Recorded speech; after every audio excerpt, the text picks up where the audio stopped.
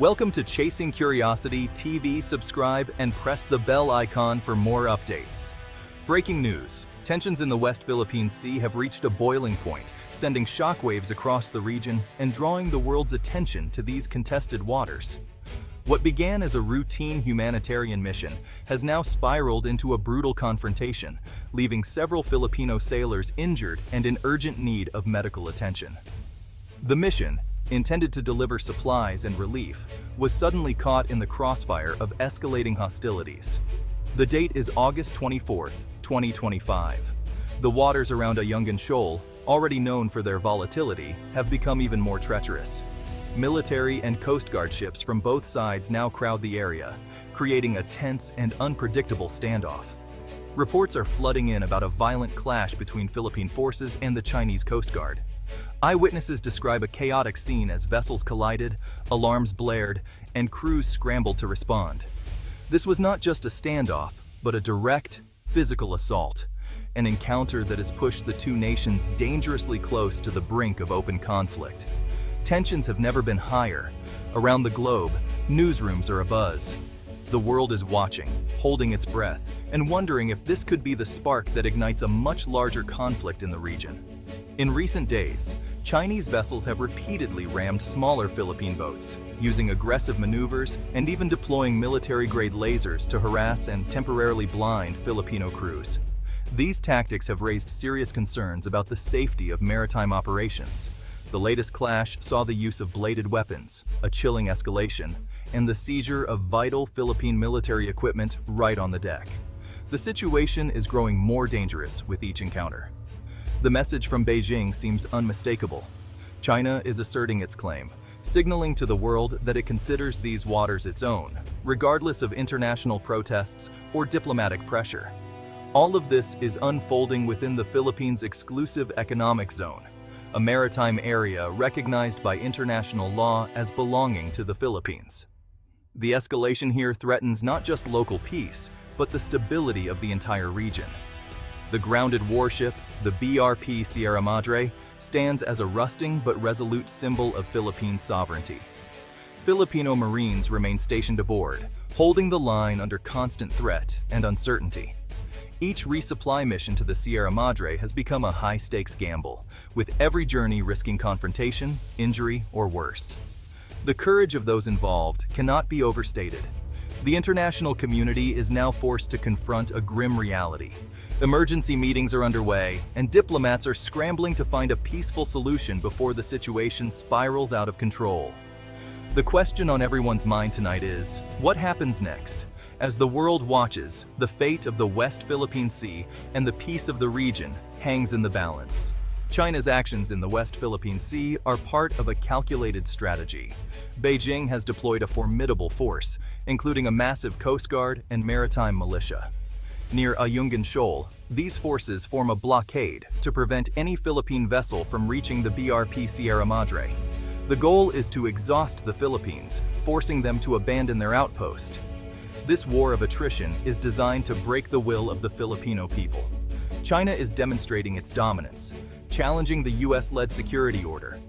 The militarization of artificial islands has changed the strategic landscape, making China's blockade nearly impossible to breach. In response to China's aggressive maneuvers in the South China Sea, tensions have escalated significantly. To counter this, the US has stepped up its support for the Philippines, reinforcing their long-standing alliance. Task Force Ayungin plays a pivotal role by providing crucial intelligence, surveillance, and reconnaissance support to the region. American aircraft are tasked with gathering critical information on Chinese vessel movements, ensuring that the Philippines remains informed and prepared. The US has increased its naval presence, conducting joint patrols with the Philippine Navy to assert freedom of navigation and deter potential threats.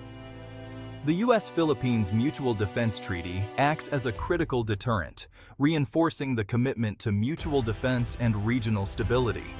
Beyond just a military presence, the US is actively bolstering the Philippines' defense capabilities through training and equipment. This includes providing advanced patrol boats, state-of-the-art radar systems, and comprehensive training programs to enhance operational readiness.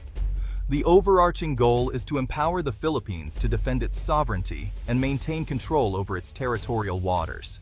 However, the American role is a delicate balancing act, requiring careful diplomacy and strategic foresight. While this support is welcomed by Manila, it is viewed by Beijing as unwarranted interference in regional affairs.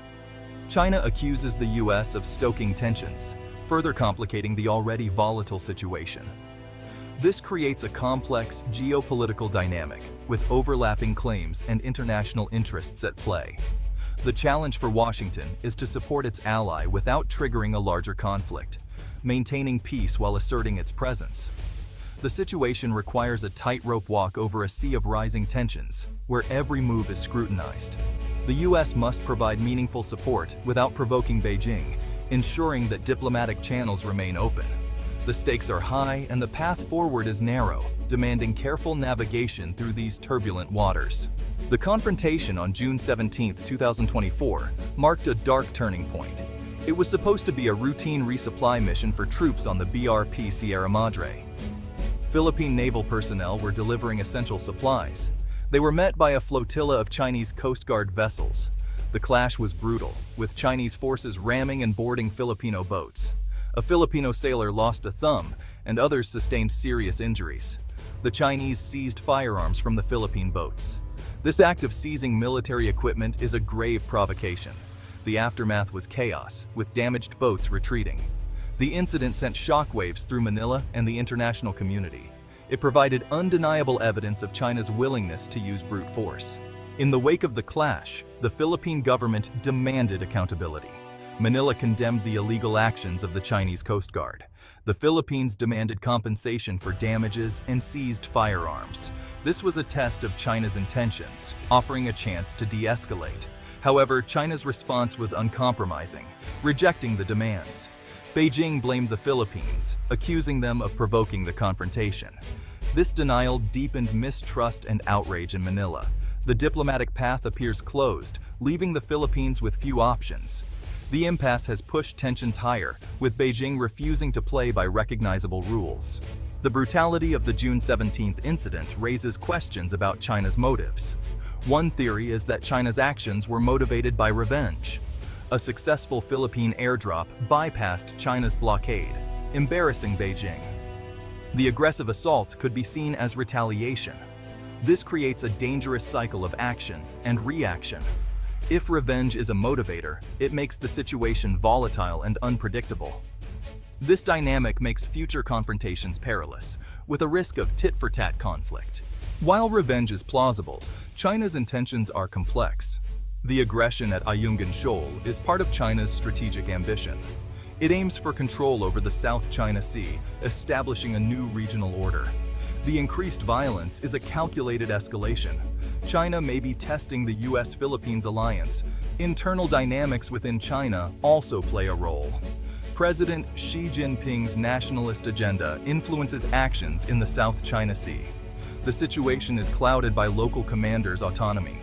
This ambiguity makes the situation dangerous, with a risk of miscalculation. To understand today's crisis, we must look at the historical context.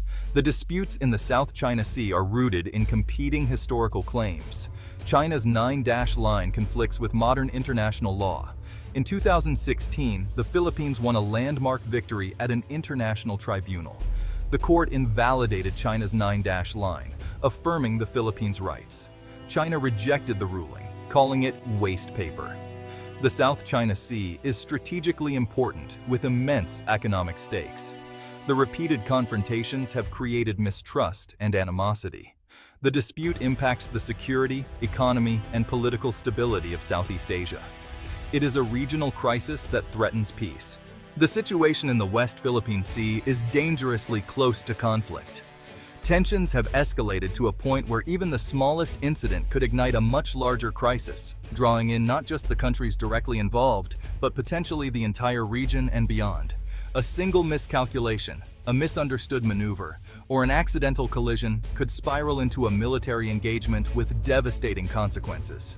The presence of heavily armed vessels and heightened alertness on all sides means that the margin for error is razor thin.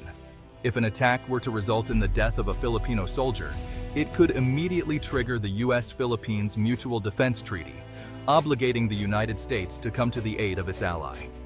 This long-standing agreement is a cornerstone of regional security, but it also raises the stakes dramatically.